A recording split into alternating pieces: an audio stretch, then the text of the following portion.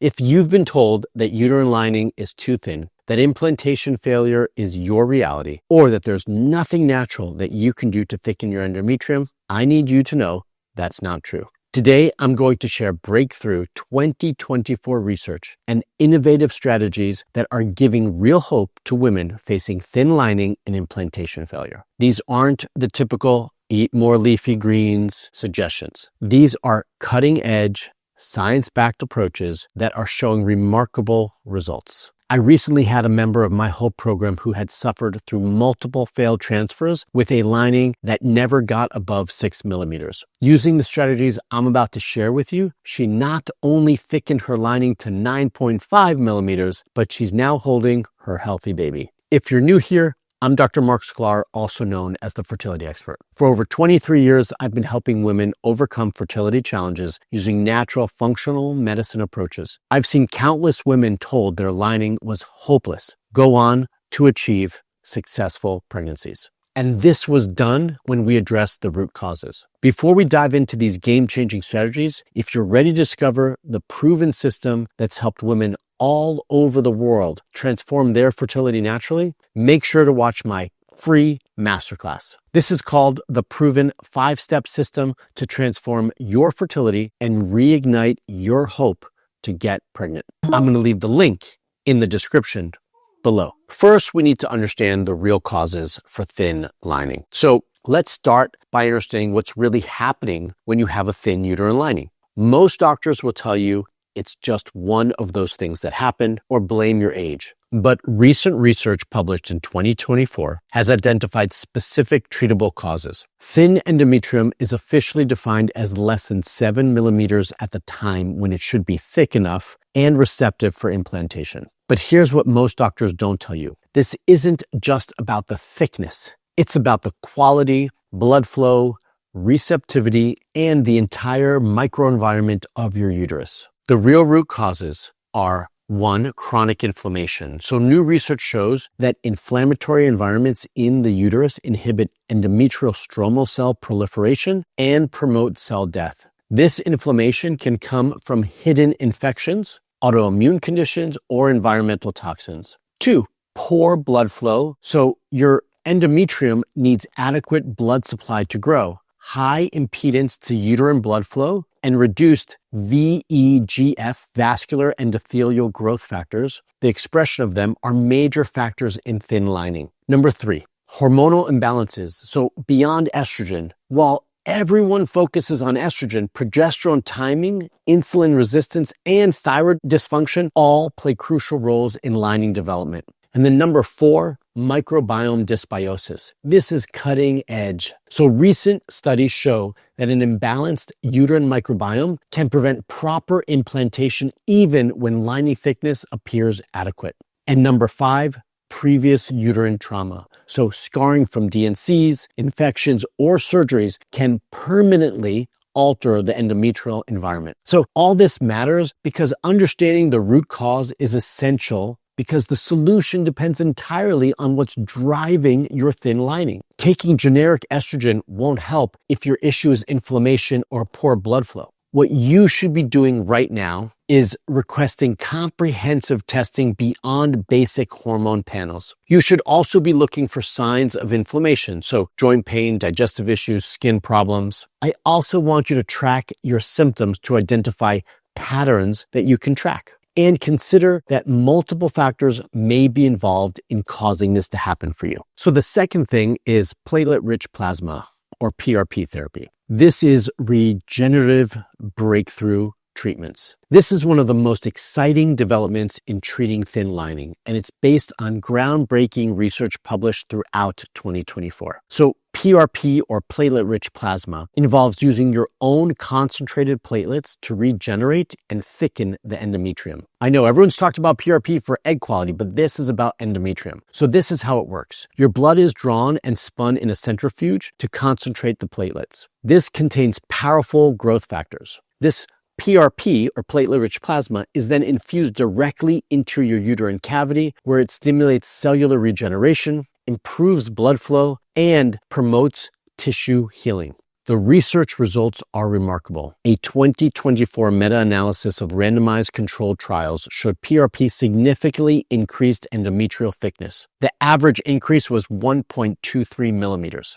It also showed clinical pregnancy rates improved by 104%, so more than doubled, and live birth rates increased by 146%. Cycle cancellation rates decreased by 54%. So what does PRP do? Well, I'm glad you asked. It releases growth factors like VEGF, PDGF, and IGF-1 that promote endometrial cell proliferation. It attracts and activates endometrial stem cells for tissue regeneration, improves blood vessel formation and uterine blood flow, reduces inflammation and promotes healing of damaged tissues, and increases expression of receptivity markers like HOXA10. A study published in 2024 followed 20 women with refractory thin endometrium who received PRP therapy. After treatment, 12 women, so 60%, achieved successful endometrial expansion and pregnancy. You can ask your fertility clinic about PRP therapy, but not all clinics do it.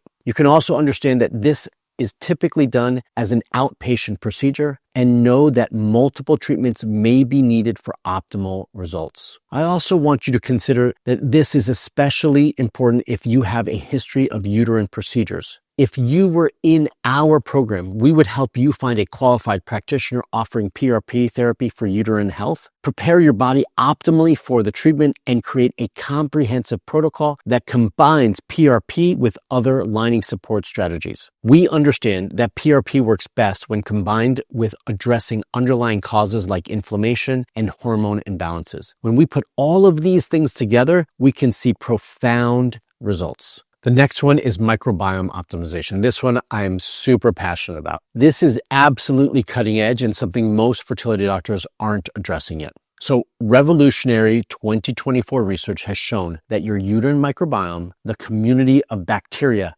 living in your endometrium, directly impacts implantation success and lining quality. Here's what the research reveals. Women with implantation failure have significant different bacterial communities in their uterine cavity compared to women who successfully conceived. The key finding is that lactobacillus dominant environments are associated with successful implantation, while diverse bacterial communities often lead to implantation failure. What is the microbiome lining connection? Well, this is when pathogenic bacteria create inflammation that inhibits endometrial growth. Non-lactobacillus bacteria produce toxins that damage the endometrial lining, and dysbiotic microbiomes increase pro-inflammatory cytokines that prevent proper implantation. What we need is healthy lactobacillus bacteria to protect the endometrium and support receptivity. The recent research data shows that 90% plus lactobacillus levels in the endometrium correlate with successful implantation. Women with bacterial diversity, meaning multiple different bacterial types, have significantly lower pregnancy rates, and specific pathogenic bacteria like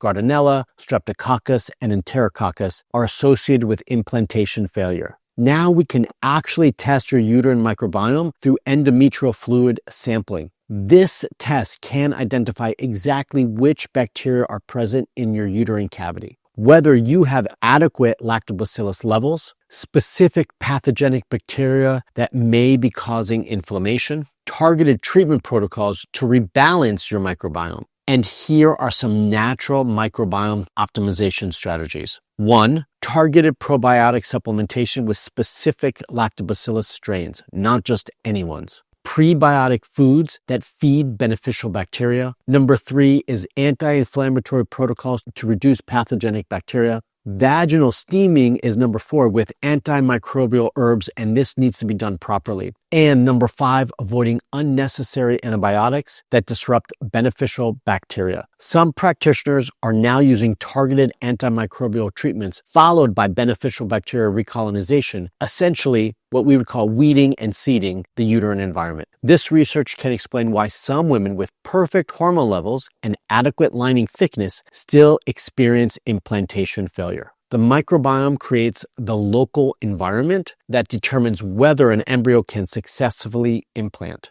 In our HOPE program, we would assess your microbiome health through comprehensive testing, identify specific imbalances, and create a targeted protocol to optimize your uterine bacterial environment. This isn't guesswork. We use actual testing to guide treatment decisions and get you the results that you deserve. Number 4 is vascular endothelial growth factors, VEGF optimization. So before we continue with these advanced strategies, if you're realizing that optimizing your uterine lining requires a comprehensive, personalized approach, I want to invite you to book a personalized fertility assessment with my team. We'll analyze your specific situation and create a detailed plan incorporating these innovative approaches. You can click on the link in the description below to book your free fertility assessment call. Now, let's talk about something that's often overlooked, but absolutely critical: VEGF optimization. Vascular endothelial growth factors is what stimulates blood vessel formation in your endometrium. Without adequate amounts of it, your lining simply cannot develop properly. Recent research has identified that thin endometrium is characterized by reduced VEGF expression and poor vascular development. But here's the exciting part. We can naturally support this. We can actually improve production of VEGF and improve uterine blood flow. Natural boosters are L-arginine. So this is an L-arginine protocol for you. This amino acid is a precursor to nitric oxide, which dilates blood vessels. So research shows that 6 grams daily can significantly improve uterine blood flow. This can be found in protein-rich foods like fish, meat, nuts, and seeds, and most effective when taken on an empty stomach. Next is vitamin E, but specific forms. A 2024 study showed that vitamin E supplementation increased endometrial thickness and VEGF expression. So what you're looking for is mixed tocopherols, not just alpha tocopherol. That is the most effective. And we want somewhere between 400 and 800 IUs daily with meals for optimal optimization and absorption. Next is omega-3 fatty acids. So EPA and DHA directly support VEGF production and reduce inflammation. The targeted ratio you're looking for is 2,000 milligrams of EPA to 1,000 milligrams of DHA daily. Pycnogenol is also great. So this pine bark extract has shown remarkable results in improving uterine blood flow. Studies show that 100 to 200 milligrams daily can increase endometrial thickness. And this works by supporting nitric oxide production and reducing oxidative stress. Here is an advanced circulation protocol exercise for you. Okay, so moderate exercise increases blood flow to the reproductive organs. Walking, swimming, or yoga are ideal for this. High intensity exercise can actually reduce uterine blood flow. Acupuncture, with specific evidence-based points, does show improvement, and the studies show that acupuncture can increase uterine artery blood flow by 40%. Specific point combinations target reproductive blood flow, and it's most effective when done consistently for 8 to 12 weeks. Another therapy is heat therapy. Castral packs applied to the lower abdomen, or infrared sauna therapy to improve systematic circulation. Warm baths with magnesium salts can also be beneficial. With the HOPE system, we would assess your specific circulation patterns, possibly including specialized testing for uterine blood flow, and create a targeted vascular support protocol. This might include specific supplement combinations, acupuncture referrals, and lifestyle modifications proven to improve uterine circulation and health. Number 5 is stem cell activation and endometrial regeneration.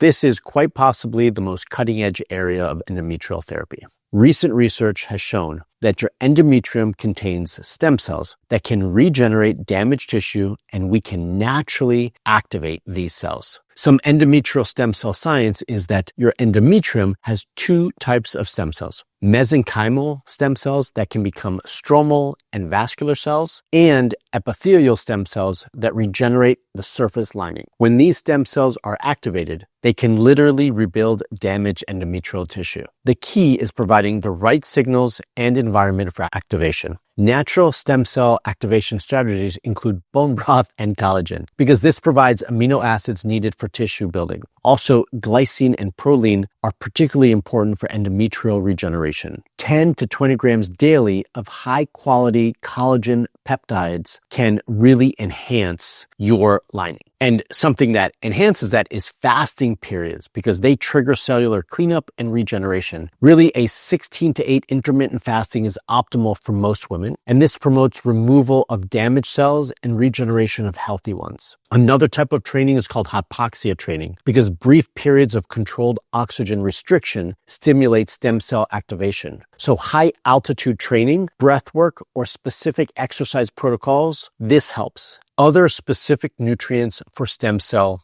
function. We've talked about this previously. NAD plus precursors like NMN or NR, they support cellular energy and repair. Curcumin with enhanced bioavailability reduces inflammation. Green tea or EGCG because it protects and activates stem cells. Resveratrol, this promotes cellular regeneration. And an advanced technique is menstrual blood-derived stem cells. So this is cutting edge, and the research is investigating using a woman's own menstrual blood stem cells for endometrial regeneration. While still experimental, early results are promising. So combined with PRP, research studies show that combining stem cell activation strategies with PRP therapy can have synergistic effects, promoting even better endometrial regeneration. Instead of just trying to force tissue growth with hormones, we're activating your body's natural regenerative capacity to rebuild healthy endometrial tissue. Number 6 is inflammation reduction and immune modulation. Chronic inflammation is one of the most overlooked causes of thin lining and implantation failure.